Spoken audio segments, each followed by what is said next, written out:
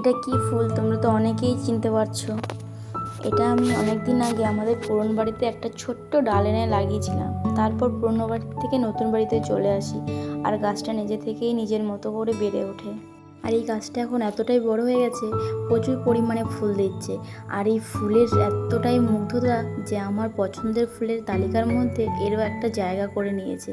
দেখো, আমি বড় গাছটা থেকে একটা ছোট্ট ডাল ভেঙে নিয়েছি।